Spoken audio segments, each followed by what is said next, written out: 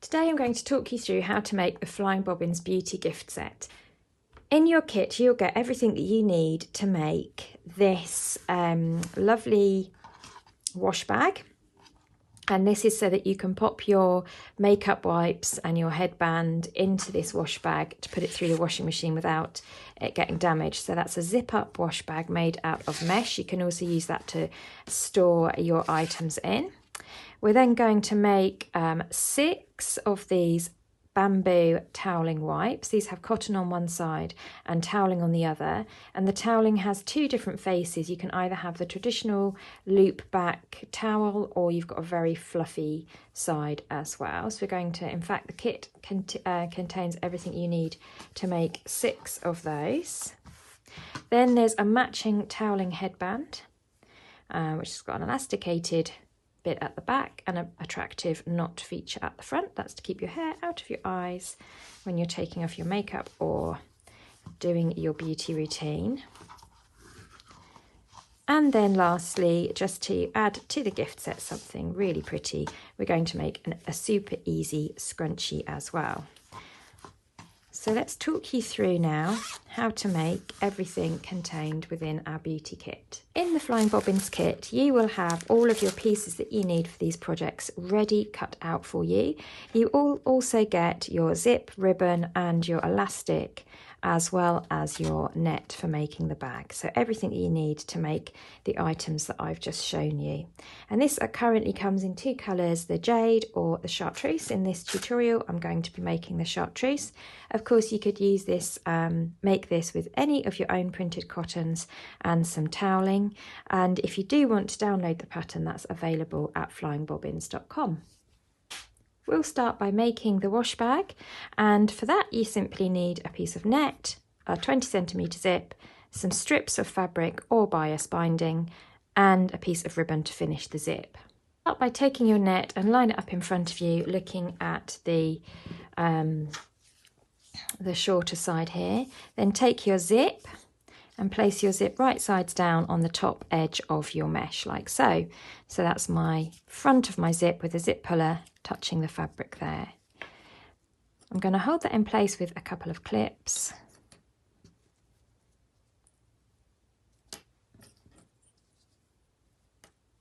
And then we'll go on over to the sewing machine and attach that using the zipper foot on my sewing machine. So to attach your zip, you're going to need to replace the regular foot on your machine with your zipper foot. The zipper foot has these dimples, these inlets either side, which allow the needle of your sewing machine to get really close to the edge of the zip. And they also have a raised surface on the bottom there, which will travel over the zip teeth. And if you're not sure, just refer to the instruction manual on your own sewing machine.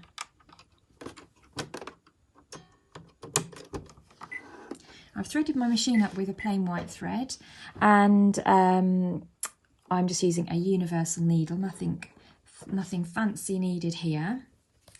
I'll put my zip underneath my zip on my fabric underneath my foot there. Okay, and I'm just going to sew with a straight stitch. I'll start with a back stitch.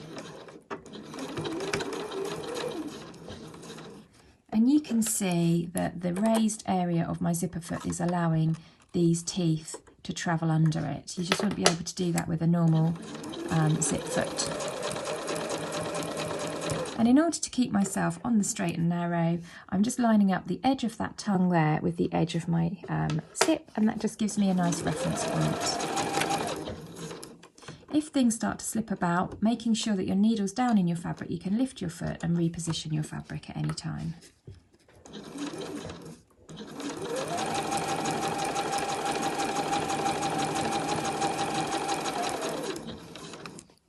As I come to the other end, I will encounter my zip puller, which will get in the way of me being able to sew smoothly. So with the needle down into my work, I can lift my presser foot and wiggle my zipper puller out of the way beyond the area where I'm sewing. And that just allows me to then go all the way to the end without having to travel past that puller. So So I do a back stitch to finish, and that's the first side of my zip sewn in. I want to keep things nice and neat and tidy as I go. So there's my zip that I've just sewn on. If I fold that back with a very cool iron, because we don't want to melt anything with the mesh, I can just press that back. So I'm pressing the fabric back away from the zip. Come back over to my sewing machine, and I do need to switch sides on my zipper foot.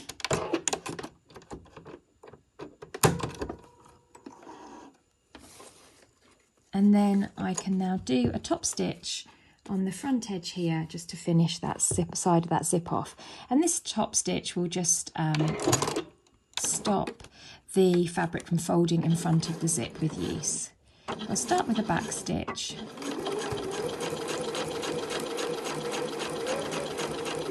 And then sew all the way along. I'm using the reference point of the side of the foot there with the side of my zip. But you can find whichever reference point you want, and as long as you keep it the same on both sides, you'll have a nice neat project. You can just see I've got a spare piece of thread getting in the way there. Let's move that to the back.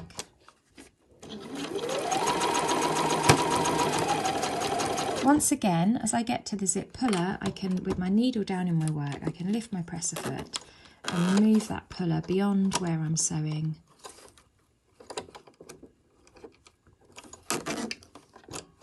And then carry on. All the way to the end, back stitch to finish off.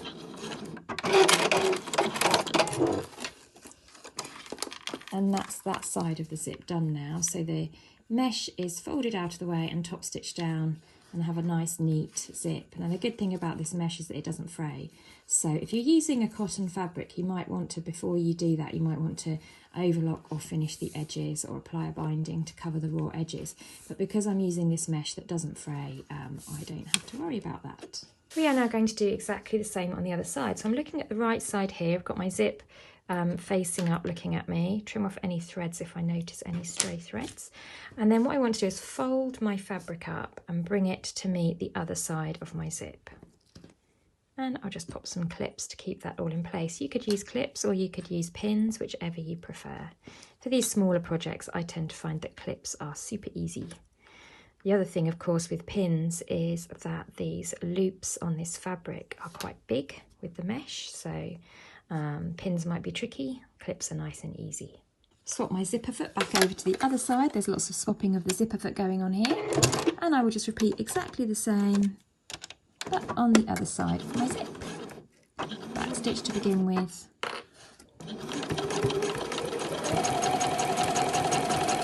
This time I'm sewing with my net uppermost.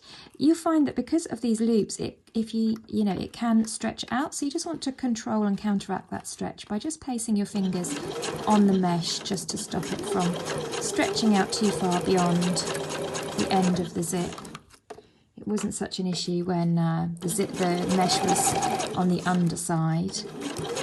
You just want to be sure that, obviously because of the looped structure, this does have quite a lot of give in it. You just want to be sure that you're keeping an eye on that as you sew. And once I get towards that pesky puller, I can just move it out the way.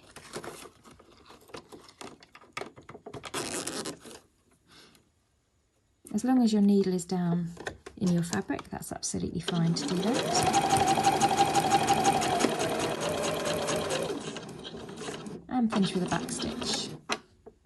Turn my tube to right sides out so I can see the front of my zip there, and I can just smooth that mesh down and give it a one little press there, one last press.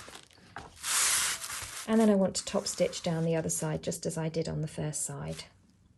And so when you're top stitching, of course, you only want to go through the top layer here. You don't want to accidentally sew the bottom layer of your bag to the top. So just open the zip, move everything out of the way, start with the back stitch, and then top stitch that side of the zip down. When you come towards the end, you're going to need to just manoeuvre your fabric out of the way like this so that you've got a flat area to work on, and And then as always, we just have to move that zip puller up and out of the way as well. A bit fiddly now because you're working with a tube.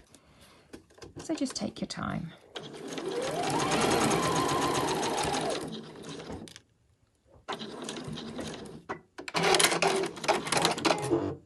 So we've now inserted our zip. We want to bring it down a little from the edge there. In fact, if we grab our ruler, we want that zip to sit approximately 6 centimetres down from the top edge.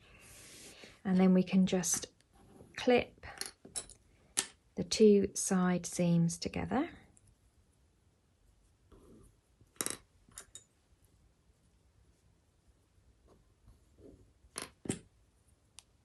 And then we're going to sew these together with a 1 centimetre seam allowance. You will have your raw edges showing on the outside, but that's okay because we're then going to cover that with a bound edge. If you weren't using a bound edge and you were just making a simple bag, you could of course turn this inside out, sew down the sides, and then turn it right sides out and your bag is finished. But I do like having the binding at the edge because I think it looks really pretty.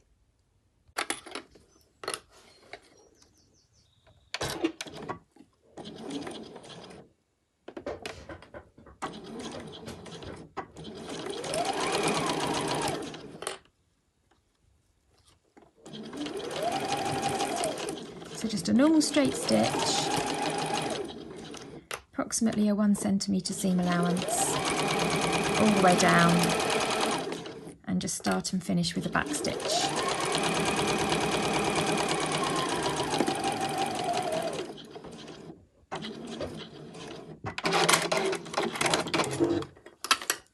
And then repeat the same on the other side. When you get to the zip area, you can just undo the zip a little bit and just make sure that you keep the ends of your zip together. You don't want those to push apart.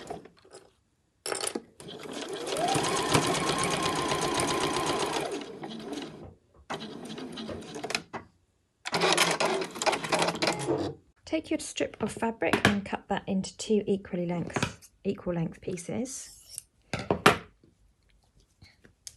And then turn your bag to the back. We'll do one side and then we'll do the other. So you want to put your binding right sides together, or your strip of fabric right sides together with the edge of your bag. Make sure there's an even overlap on either side. So the strip should be longer than your bag by about 2 centimetres. And then we'll clip those edges together.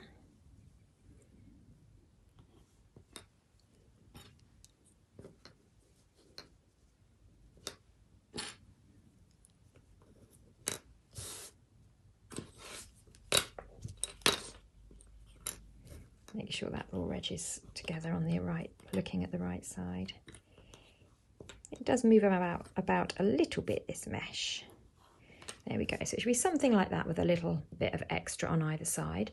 We're now going to sew that to your bag. So I'm looking at the wrong side, got right sides together, looking at the outside of your mesh bag, and we're going to sew that down. I'm now going to work with a 1.5 centimetre seam allowance.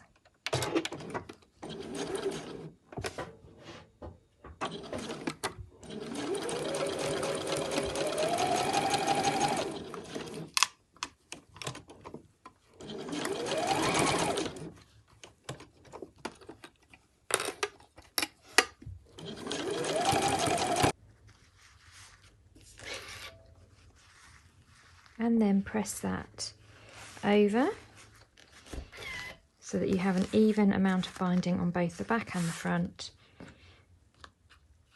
and then clip it in place before sewing the second side down.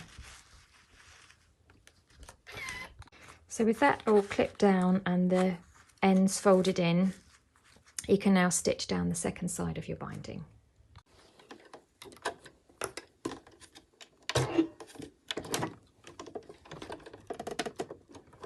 You've got a little bit of bulk there for your machine to travel over. So if you have a self-leveling feature on your sewing machine foot, you just might want to use that to help get over it.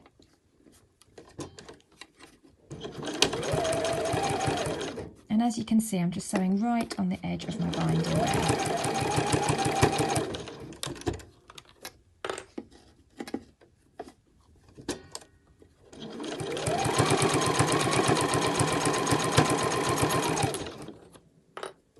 And just continue all the way to the end.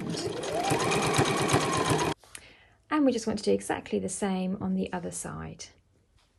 And that's our beautiful bag finished with 2 lovely bound edges in the decorative binding that matches the scrunchies, which I think looks really, really pretty.